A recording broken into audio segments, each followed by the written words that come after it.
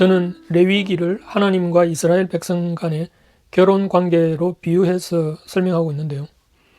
그 이유는 예레미야 선지자가 이스라엘의 광야 시절을 신혼의 때로 묘사한 때문이기도 하지만 더 구체적으로는 레위기 이전의 출애굽기에서 시내산 언약이 체결되고 그리고 성막이 완성된 후에 바로 레위기가 시작되기 때문에 이것은 마치 결혼이란 언약식 후에 성막이란 신방에서 신랑 되신 하나님과 신부된 이스라엘의 만남이 이루어지는 과정으로 볼 수 있기 때문입니다.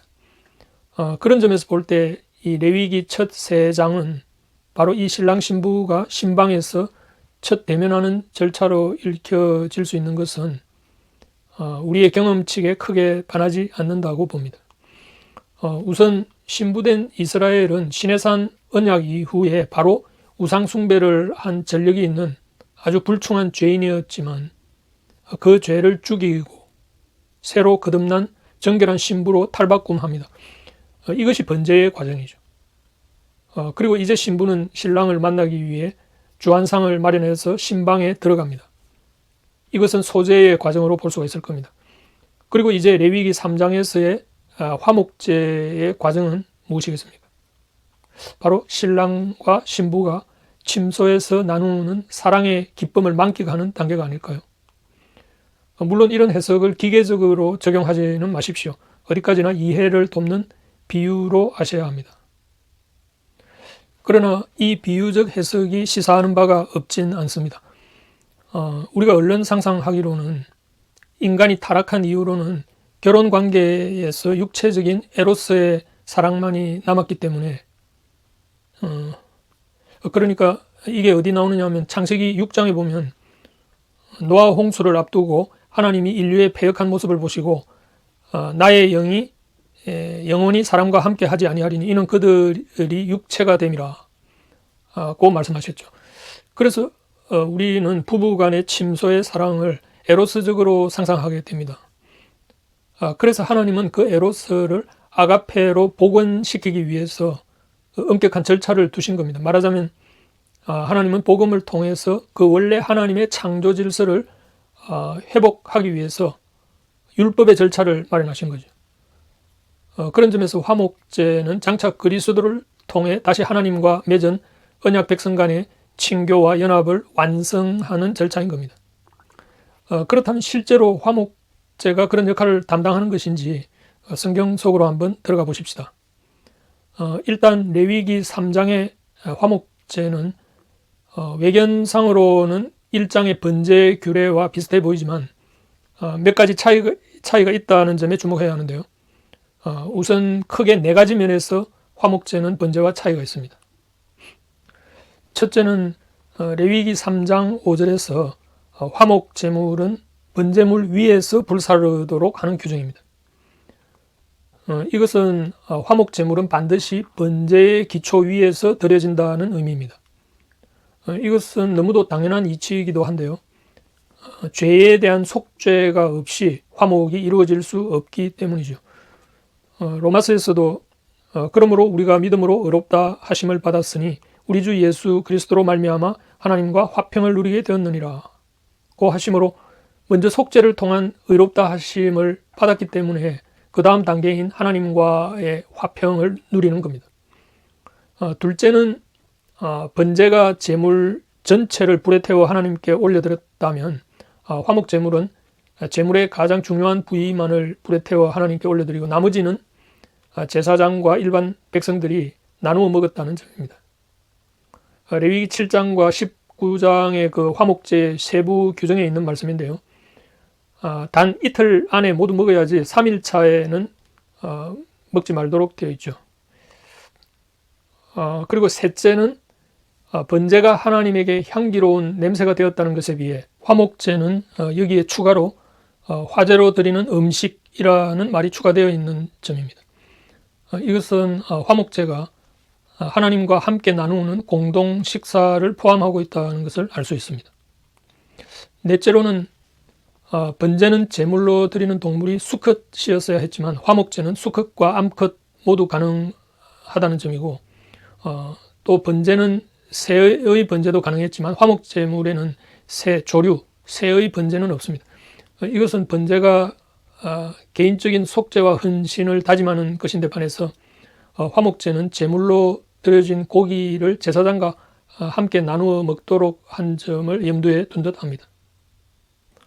결국 화목제의 규정은 속죄 이후에 이루어지는 하나님과 자기 백성 간의 친교와 연합을 도모하는 것으로서 이스라엘 입장에서는 속죄 이후에 누리는 참 평안과 안식을 의미한다고 하겠습니다.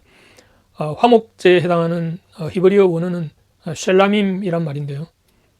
이 말은 샬롬에서 파생된 말입니다. 그러니까 화목제는 죄인이었던 인간이 속죄함을 받은 이후에 누리는 참 평강과 안식을 얻는 예식입니다.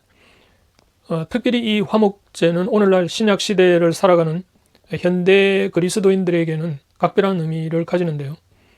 왜냐하면 그리스도가 우리의 화목 제물이 되었기 때문에 이제 우리는 오직 그리스도 안에서만 참 안식을 누릴 수 있는데 실제로는 이 안식을 누리지 못하는 현실적인 장벽이 너무 강력하기 때문이죠.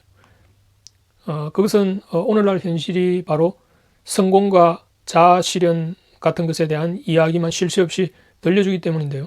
이를테면 잠재력을 최대한 발휘하고 긍정적인 자아상을 갖고 자기 개발에 온 힘을 쏟아라 라고 하는 슬로건이 난무하고 있지 않습니까? 그래야지만 세상 속에서 영향력 있는 인물이 될 수 있고 또 그만한 부와 향락을 누릴 수 있다고 말하니까요. 그러나 앞서 말한 대로 인간이 육체가 된 이후로 인간에게는 채워도 채워지지 않는 욕구와 갈망이 내면에서 꿈틀거린다는 데 문제가 있는 겁니다. 특별히 오늘날 포스트 모던 환경이 만들어내는 이런 욕망의 트렌드들은 위험하기조차 해 보입니다. 생각해 보십시오.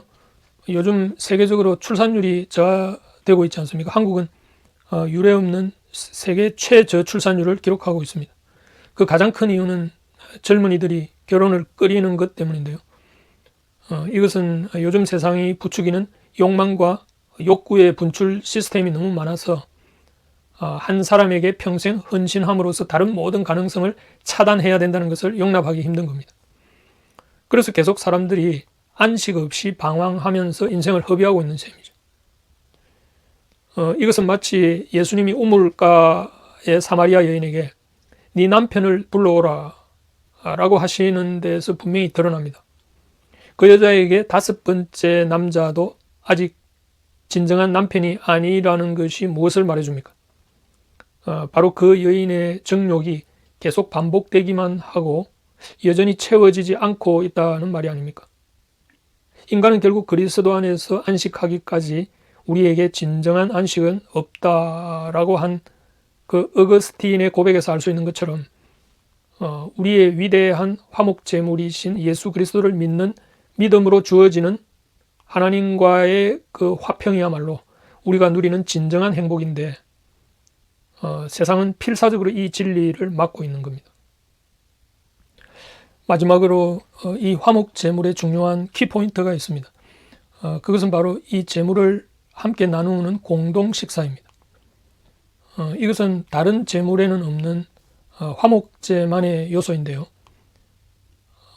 그런데 사도 바울이 고린도전서에서 제물을 먹는 것을 성찬과 관련시키고 있습니다. 다음 구절을 한번 보십시오. 우리가 축복하는 바 축복의 자는 그리스도의 피에 참여하며 아니며 우리가 떼는 떡은 그리스도의 몸에 참여하며 아니냐. 떡이 하나요 많은 우리가 한 몸이니 이는 우리가 다 한 떡에 참여함이라. 육신을 따라 난 이스라엘을 보라. 제물을 먹는 자들이 제단에 참여하는 자들이 아니냐 라는 말씀인데 여기서 성찬을 언급하면서 마지막 18절에 보면 제물을 먹는 자들이 제단에 참여하는 자들이 아니냐 라고 언급하시는 대목이 나옵니다. 이것은 분명히 구약에서 제물을 공동으로 나누어 먹었던 유일한 제사, 곧 화목제를 염두에 두고 하신 말씀인 것이 분명합니다. 그러니까 예수님이 성만찬을 베푸실 때 친히 떡을 가지사 축복하시고 떼어 제자들을 주심에 가라사대 받아 먹으라 이것이 내 몸이니라 하시고 라고 하셨는데 그런 점에서 오늘날 우리가 성만찬을 행할 때 그리스도는 우리의 화목제물이 되신다는 것을 의미합니다. 요한복음 6장에서도 예수님 자신이 생명의 떡으로 비유하신 말씀이 있고 친히 인자의 살을 먹지 아니하고 인자의 피를 마시지 아니하면 너희 속에 생명이 없느니라 라고 말씀하셨습니다. 아시다시피 신약적 전통에서는 그리스도인에게 주어진 예식은 세례와 성찬이죠. 그런데 우리가 원죄를 속함받는 회개의 세례는 일생에 단 한 번 행하는 의식이지만 성찬은 반복해서 드려집니다. 영성신학자 로널드 롤하이저는 결혼한 사람들에게는 침소가 일상의 성찬이라는 말을 인용한 적이 있습니다. 말하자면 부부관계를 맺기 위해서는 결혼이란 언약식은 한 번 치르는 것이고 그 후에 침소에서의 사랑 나눔은 평생 지속되는 반복적 일상이 됩니다. 어떤 면에서 보면 하나님과의 언약 관계도 이와 마찬가지입니다. 우리가 그리스도를 믿고 세례를 받는 것은 한 번이지만 반복적인 성찬을 통해서 우리는 그리스도와의 친밀한 연합을 계속적으로 경험하게 되는 거죠. 성찬을 뜻하는 영어의 커뮤니언이란 말은 원래 교감 혹은 연합이란 뜻입니다. 그렇다면 결국 레위기 3장의 화목제는 오늘날 성례전적 차원에서 보면 성찬에 비견할 만한 것이고 동시에 우리가 성찬을 통해 경험하는 그리스도와의 그 연합을 통해서 누리는 황홀한 기쁨과 안식을 통해서 화목제의 진정한 원리를 깨닫게 되는 겁니다.